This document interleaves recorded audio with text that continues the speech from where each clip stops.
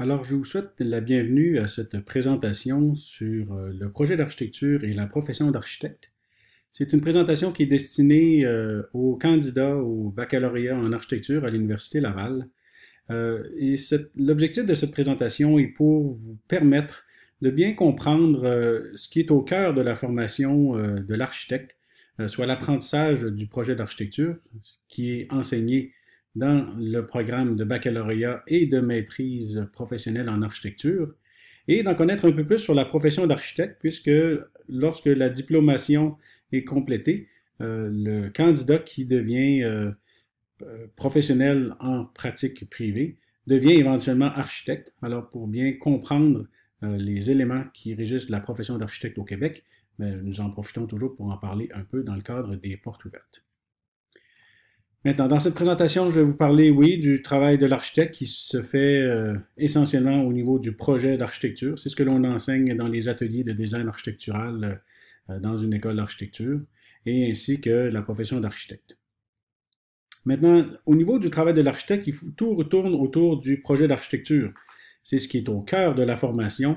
Vous remarquerez qu'à chaque trimestre de formation en architecture, il y a toujours un cours, un atelier de design, un atelier de 6 crédits qui est utilisé pour l'apprentissage appliqué du projet d'architecture qui, en fait, est le design architectural.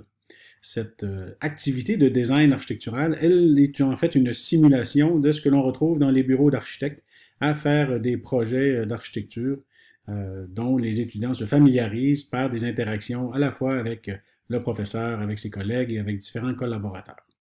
Alors, qu'est-ce que le projet d'architecture? Alors, le projet d'architecture, c'est avant tout un contexte, puisque en architecture, on travaille avec des bâtiments et le projet comme tel s'exprime toujours par un contexte qui est d'abord aussi exprimé par des activités. Donc, c'est ce que l'on fera autour du projet. Donc, il va y avoir des activités et il y aura éventuellement des outils qui vont être utilisés à ces fins.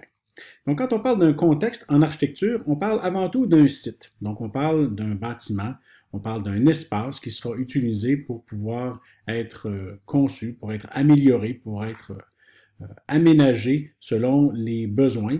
Et les besoins s'expriment toujours par ce que l'on appelle un programme. Alors, dans le cas d'un bâtiment, ce programme pourrait être une bibliothèque, pourrait être un hôtel de ville, pourrait être un commerce, pourrait être une résidence. Donc, c'est ce que l'on appelle le programme.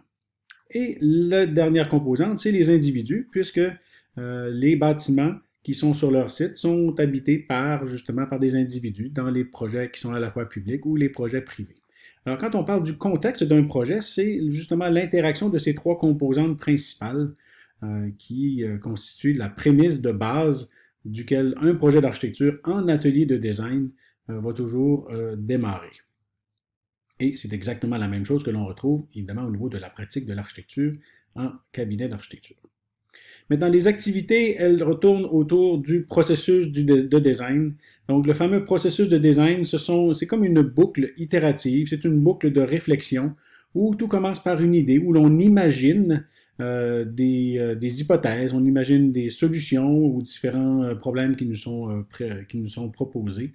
Et cette imagination, elle doit maintenant prendre forme et c'est là où elle passe à travers une représentation. Donc, cette représentation, elle peut se faire de façon graphique par des dessins, elle peut se faire en maquette, elle se peut faire par des petits croquis ou autres moyens d'expression, mais les idées que l'on imagine doivent être éventuellement représentées sur un élément que l'on peut ensuite observer. Et cette observation va nous permettre de pouvoir vérifier si ce que l'on a imaginé et représenté correspond à la solution que l'on recherche. Et c'est là où est-ce que cette vérification amène éventuellement de nouvelles idées, amène des modifications ou des ajustements ou une nouvelle exploration. Et ça, c'est le processus de design que l'on utilise pour pouvoir explorer les différentes solutions pour résoudre le contexte d'un projet d'architecture. Maintenant, pour ce faire, on va devoir utiliser des outils. Alors, ces outils, c'est avant tout les outils de dessin. Donc, l'architecte, de manière historique et encore aujourd'hui, dessine. Ces représentations peuvent être en perspective, peuvent être en plan, en coupe, en élévation, elles peuvent être de différentes natures, mais l'architecte utilise toujours le dessin et c'est là où le crayon devient l'extension du cerveau Et l'usage du dessin, il est encore enseigné dans les écoles d'architecture. C'est un élément qui est très intuitif et qui permet justement de pouvoir plus librement, de pouvoir de manière plus intuitive faire de l'exploration. Bien sûr, un autre outil que l'on va utiliser, c'est la maquette. Donc, la maquette est à échelle réduite et elle viendra représenter à différentes étapes du projet. Elles viendront représenter des hypothèses, des mises en forme, des éléments détaillés ou des éléments très très larges comme une maquette de site ou des maquettes d'études de volumétrie. Mais la maquette physique fait partie justement de la boîte à outils de l'architecte. Le dernier outil, bien sûr, c'est l'ordinateur. Donc, l'ordinateur permettra, oui, de pouvoir faire du dessin assisté par ordinateur, éventuellement de la modélisation par ordinateur. Et c'est la combinaison de ces trois outils-là qui fait partie de la boîte à outils que les architectes utilisent pour pouvoir développer des projets. Et ça, c'est ce qui est au cœur, évidemment, de l'atelier de design architectural. Maintenant, autour de ce processus de design, ce processus d'un projet d'architecture, l'architecte est appelé à développer à la fois avoir des connaissances, il va développer des expertises et il va également aussi développer des compétences. Alors, les connaissances en architecture, c'est qu'au niveau des études, c'est ce que l'on retrouvera dans les différents cours théoriques.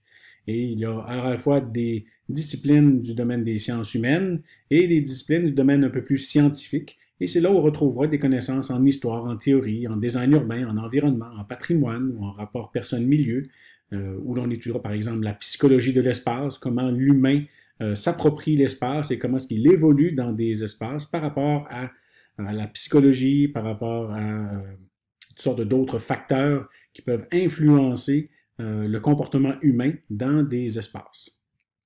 Bien sûr, il va y avoir des expertises que l'architecte va développer, donc des expertises en construction, en sciences du bâtiment.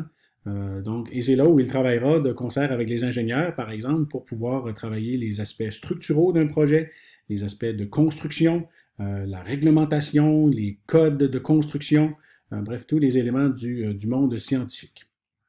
Également, l'architecte va être appelé à développer des compétences. Alors, ces compétences, elles seront en jugement critique. Donc, le jugement critique est justement ce qui est propre à un programme de niveau universitaire. C'est le développement du jugement pour pouvoir à la fois analyser, pour pouvoir éventuellement poser des hypothèses, faire des éléments de synthèse pour pouvoir éventuellement poser des diagnostics, pour pouvoir émettre un avis professionnel sur un problème donné. Et le jugement critique est une compétence fondamentale que l'on retrouve dans une école d'architecture, puisque c'est ce qui permettra à l'étudiant de pouvoir y aller avec à la fois sa créativité, mais aussi son processus de raisonnement pour pouvoir trouver des solutions qui soient à la fois riches, expérientielles, mais aussi concrètes et construisibles. L'architecte est évidemment un professionnel qui travaille en équipe, donc il travaillera éventuellement avec d'autres architectes, avec des collaborateurs tels que des technologues en architecture ou des dessinateurs. Il travaillera également avec des ingénieurs de différentes disciplines, que ce soit au niveau de la structure, de l'électricité, de la mécanique, des ingénieurs civils. Ainsi que, évidemment, l'élément qui est au cœur de l'apprentissage par projet, c'est la résolution de problèmes. Donc, les problèmes sont de différentes natures et c'est ce qui est au cœur de la résolution des projets. L'étudiant en architecture va être également appelé à développer ses compétences en communication orale, en communication écrite et en communication graphique.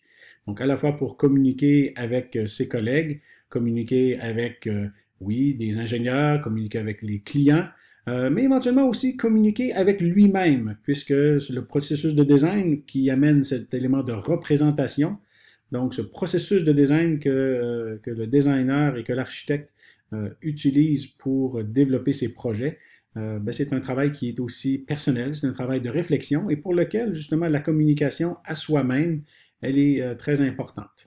Donc, les étudiants seront appelés, tout comme les architectes, à communiquer leurs idées de manière graphique et aussi de manière orale par des présentations qui feront l'objet en architecture et à l'école d'architecture par des présentations devant jury où seront évalués les différents projets. Bien sûr, lorsque l'on est en architecture, il y a toujours une certaine dose d'intuition et de talent, mais sachez que cette compétence est aussi quelque chose que l'on développe et c'est en faisant des projets. L'architecture est un domaine des sciences appliquées et c'est en apprenant le design, en faisant de la conception de projet que l'on développe cette compétence. Alors, tout comme le dessin, on peut avoir un certain talent, mais en même temps, c'est quelque chose qui se développe et que l'atelier de design est là pour pouvoir permettre le développement de ces compétences, tout comme les autres cours. Maintenant, un projet vient toujours avec certaines étapes de réalisation. Donc, tant dans les étapes d'avant-projet, les étapes de conception, d'exécution et de construction. Il est clair que l'architecte, du moins dans une école d'architecture, les étudiants vont être appelés surtout à travailler dans les étapes de conception pour pouvoir bien comprendre à la fois les différentes problématiques qui sont à l'étude, éventuellement d'annoncer ou de développer ses propres intentions quant à la manière d'orienter un projet. Il va y avoir éventuellement concept, parties architecturaux, développement du projet, et c'est vraiment ce qui est au cœur du travail de l'architecte, du travail en atelier de design architectural, qui est cette étape de conception. Bien sûr, les étudiants vont être appelés à travailler en dessin d'exécution, et c'est là où il travaillera de concert avec les diplômés de la technique en architecture pour pouvoir constituer le dossier qui sera utilisé éventuellement en chantier pour la construction de l'ouvrage.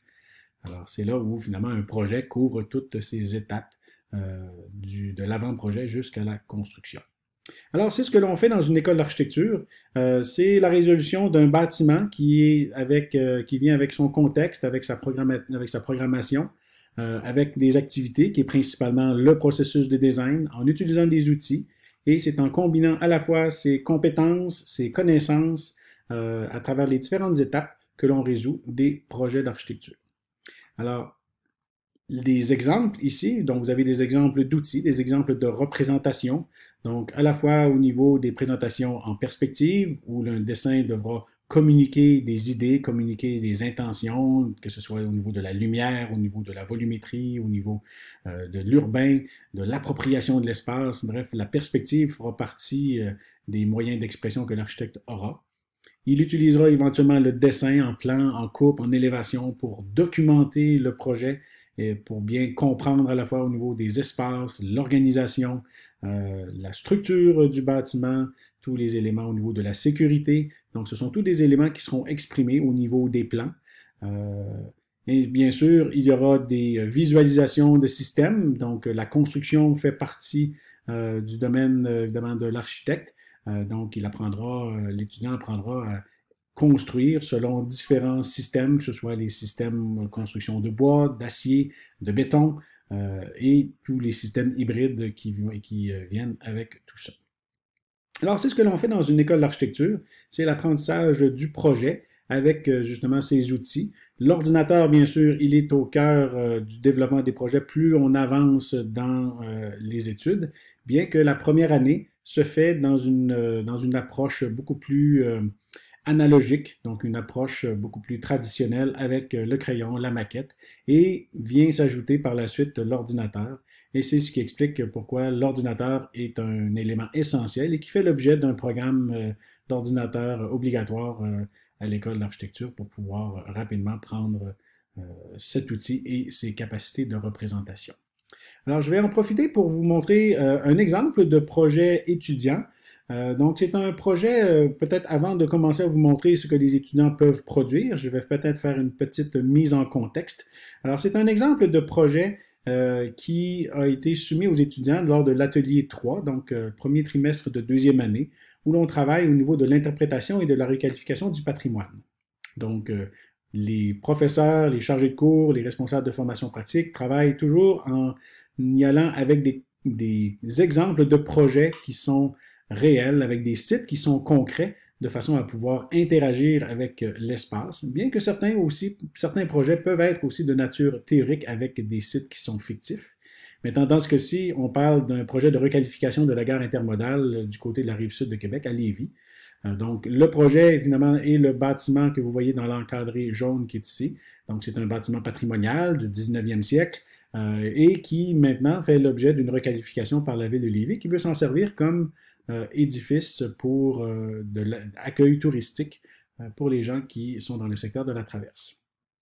Alors, à ce projet vient une histoire qui, oui, remonte et qui s'exprime soit par des cartes anciennes, soit par des photos anciennes, et à l'état existant, où l'on retrouve évidemment les espaces extérieurs et intérieurs, qui sont la donnée de contexte de départ, dans ce cas-ci, du projet. Bien sûr, le programme, dans un cas comme ici, on parle de requalifier le bâtiment patrimonial pour en faire un accueil touristique avec d'autres fonctions connexes, des fonctions de service.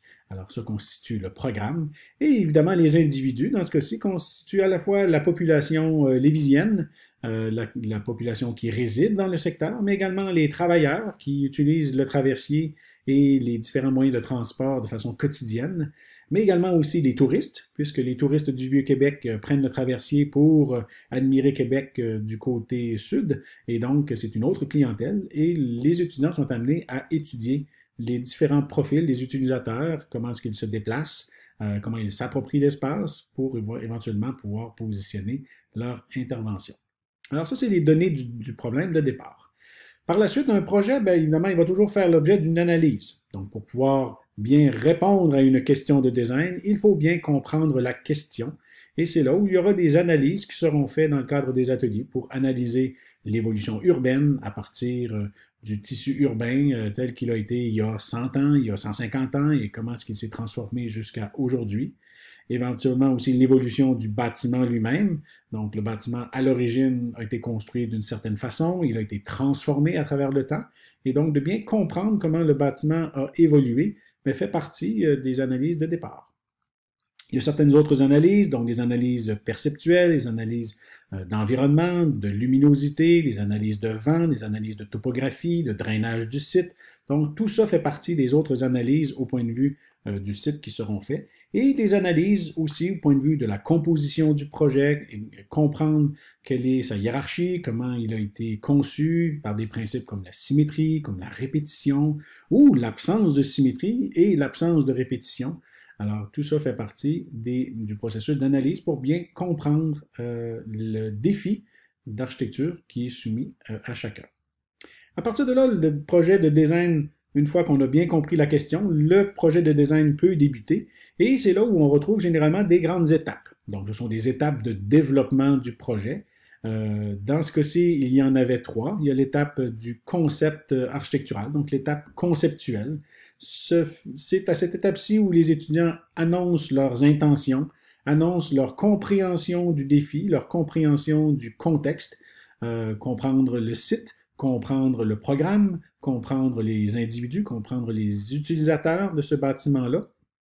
Et c'est un premier jet de mise en forme qui est encore relativement sommaire, mais qui annonce les intentions. On est à l'étape du rêve, on est à l'étape de la promesse, et c'est là où l'étudiant, comme s'il devait rencontrer un client, annonce les grandes orientations du projet en fonction du problème et des opportunités qui se présentent.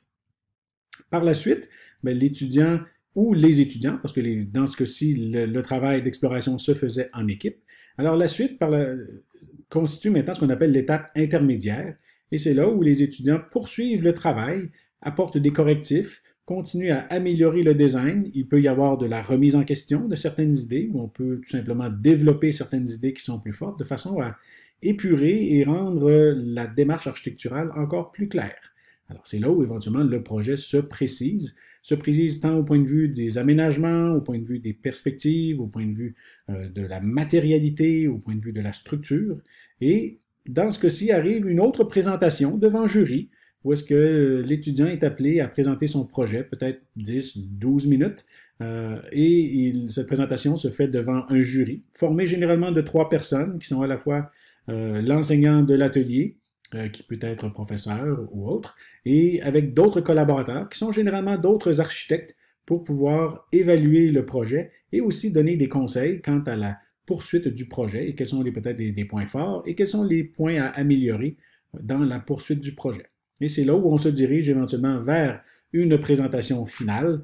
Donc, à l'étape finale, c'est là où l'étudiant présente le projet développé en abordant maintenant de façon encore plus détaillée la construction, la sécurité dans le bâtiment, mais aussi tous les aspects perceptuels, toutes les qualités des espaces qui passent par des perspectives, d'ambiance, où l'on voit à la fois les éléments saillants du projet et tout ça pour finalement convaincre un client, comme un architecte ferait en pratique privée, pour amener ses idées et convaincre que ces idées sont dans la bonne direction et qu'elles permettent de résoudre de manière créative et de manière concrète un projet.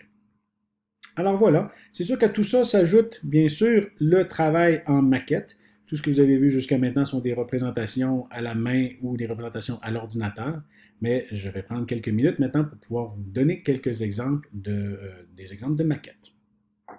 Je vais donc vous montrer deux catégories de maquettes qui ont été développées dans le cadre du projet de la gare intermodale à Lévis. Les premières maquettes, celle que vous voyez actuellement ici, c'est une maquette qui a été faite en étape préliminaire et en étape conceptuelle du projet. Donc, vous voyez que c'est une maquette qui se retrouve sur son site. On imprime généralement le plan d'implantation existant sur lequel on ajoute à partir de là des maquettes qui sont à l'échelle. Alors, vous voyez que c'est une maquette d'étude qui permet de voir à la fois de point de vue relativement abstrait les espaces intérieurs avec des matériaux tout simples. Donc, on parle de carton brun, de carton blanc, qui sont découpés à l'atelier par les étudiants et qui permettent au fur et à mesure que le projet se développe de tester par l'espace et par les matériaux des hypothèses de design. Alors, ces maquettes-là, il peut y en avoir plusieurs. Vous voyez ici, vous avez une première itération. J'en ai une deuxième ici qui a été faite dans le cadre du même projet. Donc, l'idée ici, c'est vraiment de laisser libre cours aux différentes hypothèses dans un même projet pour éventuellement trouver la solution que les étudiants estiment comme étant la meilleure. Ces maquettes-là, bien sûr, elles informent l'étudiant sur son propre processus, mais elles sont là aussi pour assister le professeur dans ses explications et dans l'orientation que pourrait prendre le projet. Et il est certain que ces maquettes-là vont faire l'objet aussi des présentations où elles pourront être manipulées avec par le jury et éventuellement en pratique qui pourrait être le client pour évaluer de façon plus réelle ce qu'un projet peut avoir lieu. Donc la lecture des plans, des coupes et des élévations, elle est pertinente dans le cadre des projets, mais rien de mieux qu'une bonne maquette pour pouvoir exprimer un projet. Alors ici, vous avez justement un exemple de deux maquettes qui étaient à une étape préliminaire d'un projet. Je vais maintenant vous montrer une maquette pour le même projet, mais à une étape beaucoup plus avancée. Donc, on parle d'une maquette quasi finale pour un projet. Donc, vous avez encore là une maquette à une échelle un peu plus grande que la précédente. Cette maquette-là, maintenant, elle va permettre de pouvoir apprécier les qualités architecturales d'un projet, avec à la fois la manipulation qui va permettre de pouvoir voir certaines perspectives en direct, puisque évidemment la maquette permet justement de cette interaction beaucoup plus directe. Dans ce cas-ci, la maquette a fait l'objet aussi d'un développement intérieur, où est-ce que l'étudiant a pu manifester encore là par un élément plus détaillé, donc puisque l'échelle est plus grande, on a pu aborder les éléments de structure, les couleurs, les finis, et pour éventuellement voir les ambiances qui peuvent venir dans cette maquette. Donc, il est clair que ces manipulations peuvent éventuellement être faites si l'on travaille avec l'ordinateur, mais l'interaction que procure le travail en maquette et le caractère parfois immersif que les maquettes permettent de faire en font un outil pédagogique très pertinent et très dynamique pour justement apprendre l'architecture. Et c'est ce qui fait que lorsque l'on est à l'école, l'usage des maquettes étant favorisé. Évidemment, c'est un usage que certains architectes poursuivent en pratique pour développer des projets. Mais là, il en va de chacun de décider si la représentation en maquette, elle est appropriée. Mais si une image vaut 1000 mots, une maquette en vaut généralement 1 million. Et donc, c'est un outil dont il ne faut pas se priver quand arrive le temps de tester pour les projets. Alors, vous pouvez voir que un projet d'architecture, oui, s'exprime à la fois par des dessins, dessins qui sont faits à la main, par des maquettes, par des représentations à la fois tridimensionnelles à l'ordinateur. Et tout ça sont des choses qui sont acquises dans à la fois les cours principalement à l'atelier de design architectural, ainsi que dans les différentes formations d'appoint en perfectionnement que les étudiants pourraient prendre pour développer leurs compétences à la fois en jugement, en résolution de problèmes, en communication, de façon à résoudre le projet de façon créative et de façon créative.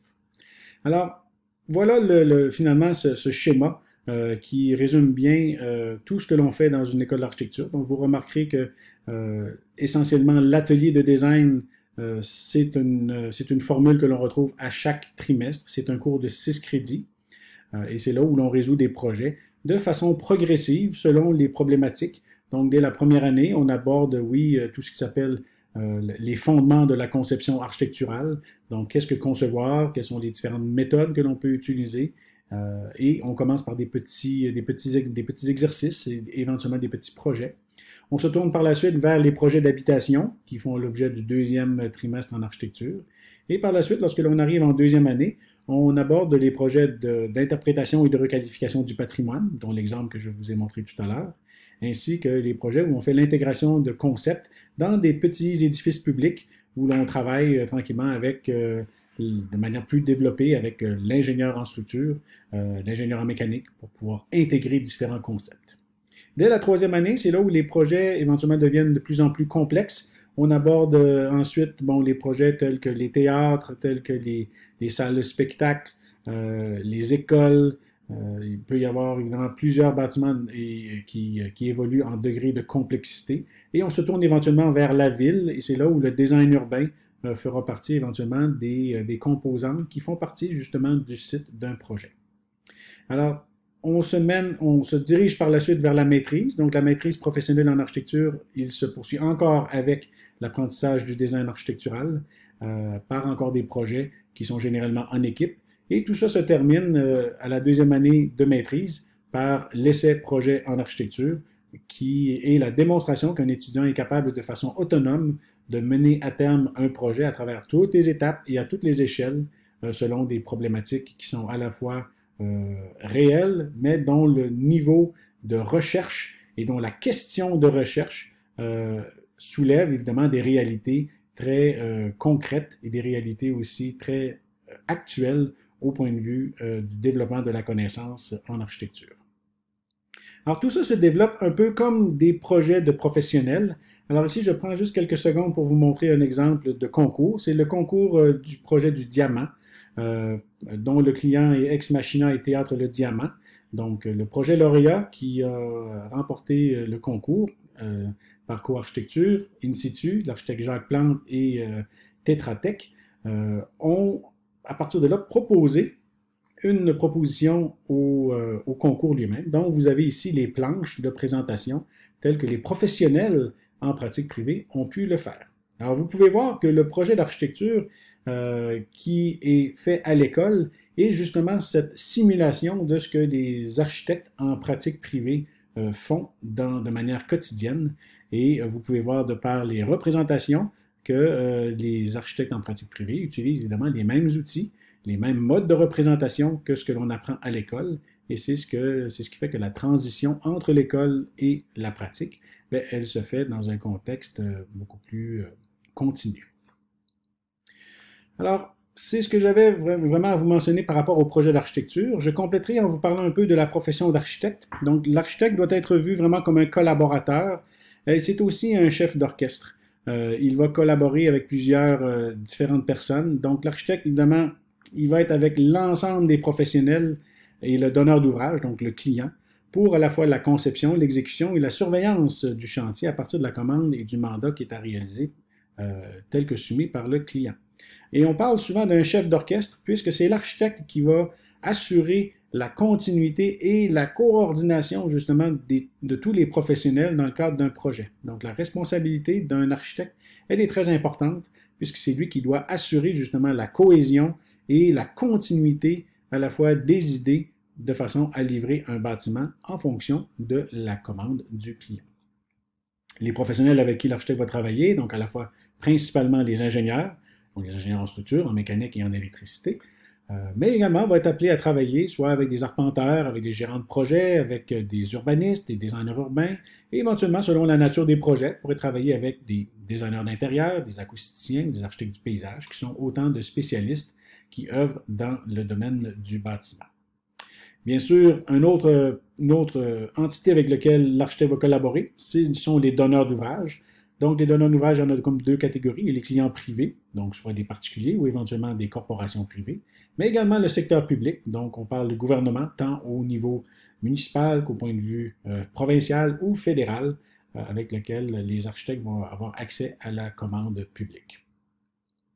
Maintenant, la profession d'architecte au Québec, elle est gérée par l'Ordre des architectes du Québec, qui s'assure à la sécurité du public en matière d'architecture. Donc, le titre d'architecte, il faut savoir que c'est un titre qui est réservé, donc ne peut s'appeler architecte qui veut. Seuls les architectes membres de l'Ordre des architectes du Québec et qui ont complété une formation qui est reconnue par l'Ordre des architectes pourront éventuellement porter le titre. Et avec le titre qui leur est réservé, vient également un champ de pratique qui est réservé. Dans ce cas-ci, on parle principalement des édifices publics. Donc, l'ordre et les architectes voient à la sécurité du public et c'est là que le champ de pratique qui est réservé fera en sorte que seul un architecte pourra signer et sceller les plans et devis pour les édifices publics tels que les salles de spectacle, tels que les édifices à bureaux au-delà d'un certain gabarit, tels que définis par la loi sur les architectes.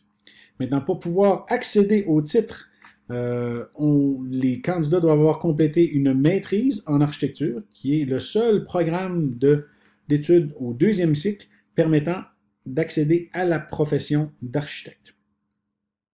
Ensuite, les candidats devront avoir complété un stage professionnel qui sera rémunéré, donc de 3 720 heures, ce qui correspond environ à 2 ans à temps plein, et auront complété avec succès les examens professionnels.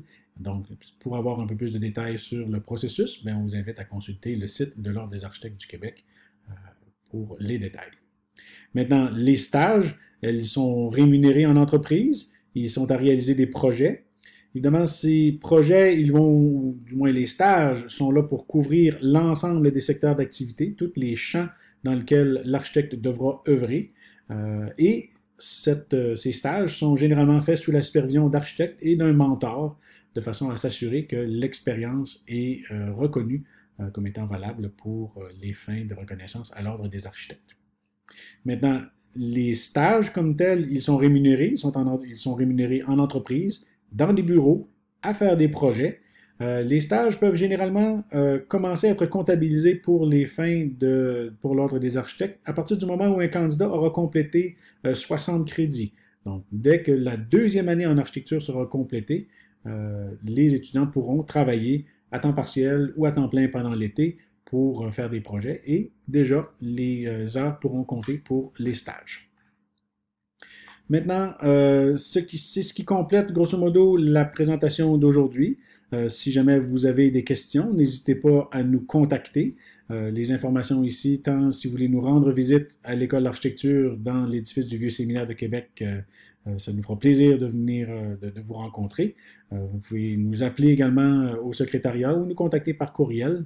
Si jamais vous avez des informations, vous avez des questions sur le baccalauréat en architecture, on vous invite à contacter le directeur de programme et vous pouvez venir nous visiter à l'adresse arc.ulaval.ca sur le web pour avoir des détails à la fois sur notre école, sa mission, ses programmes, le corps professoral, les différentes ressources, les différents services et aussi les sites des associations étudiantes et de la vie évidemment qui se passe à travers les édifices, les murs de l'école d'architecture. Alors je vous remercie de votre attention et je vous souhaite bonne chance, bon succès dans votre cheminement et au plaisir de vous rencontrer à l'école.